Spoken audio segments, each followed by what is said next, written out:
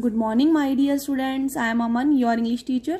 Today, we will read remaining part of lesson 12 from balloon to aeroplane part 2nd.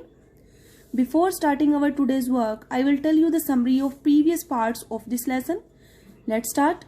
अब तक आपने पढ़ा airships में लगातार सुधार हो रहा था, कई एक्सपेरिमेंट्स हो रहे थे, अलग अलग मेथड जो है अपनाए जा रहे थे और उनमें से एक मेथड था ग्लाइडर का निर्माण। ग्लाइडर प्रेजेंट डे के एरोप्लेन से मिलता जुलता था। इसके विंग्स थे लेकिन इसके जो है अंदर इंजन नहीं था। इसे एक स्ट्रॉन्ग रोप के साथ बांधा जाता था और एक जीप से खींचा जाता था। जब ये एक निश्चित ऊंचाई पर जो पहुंच जाता था तो इसकी रस्सी को ड्रॉप कर दिया जाता था। और ग्लाइडर था बैलून से काफ़ी अच्छा, क्योंकि इसका पायलट इसे किसी भी डायरेक्शन में मोड़ सकता था, लेकिन हवा में ये ज़्यादा समय तक नहीं रह सकता था। उसके बाद एरोप्लेन को इन्वेंट किया, जिसका निर्माण राइट ब्रदर्स ने किया था, विल्बर और ऑरविल ने।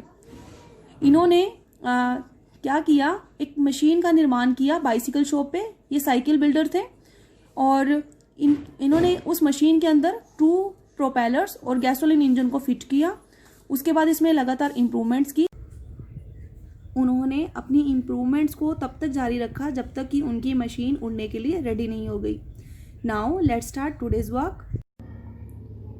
In December 1903, the brothers carried their machine to the sandy beach at Kitty Hawk. दिसंबर 1903 में दोनों भाइयों ने अपनी मशीन को उठाया और कहाँ ले गए वो? किटी हॉक के सैंडी बीच पर।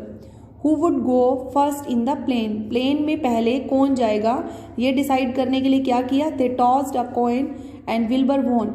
उन्होंने टॉस किया सिक्के से और विल्बर उसमें जीत गया। And so on December 17, 1903, the first airplane lifted off the ground. 17 दिसंबर 1903 को पहला एयरप्लेन धरती से ऊपर उड़ा। What a feeling it was for Wilbur and Orville to see their dream come true. अपने सपने को सच देखकर उन्हें जो है बहुत ही अच्छा फील हो रहा था। The large crowd that had gathered to watch the event burst into cheer, wonder, amazement and admiration filled the minds of the people.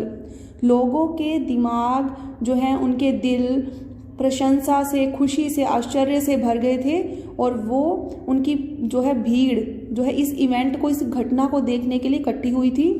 The first flight stayed in the air for just 12 seconds. 12 second जो है पहली flight हवा में रही।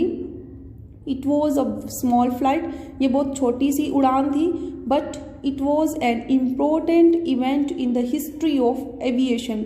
उड़ान के इतिहास में ये बहुत ही महत्वपूर्ण घटना थी। For the first time a heavier than air machine carrying a man had gone up into the air by its own power. पहली बार एक बहुत ही भारी, हवा की अपेक्षा में ज़्यादा भारी मशीन जो है एक आदमी द्वारा हवा में जो है भेजी गई थी, उसकी अपनी शक्ति की बदौलत। Now students, you have to listen this video again and we will read next part of this lesson in next lecture. Okay, thank you.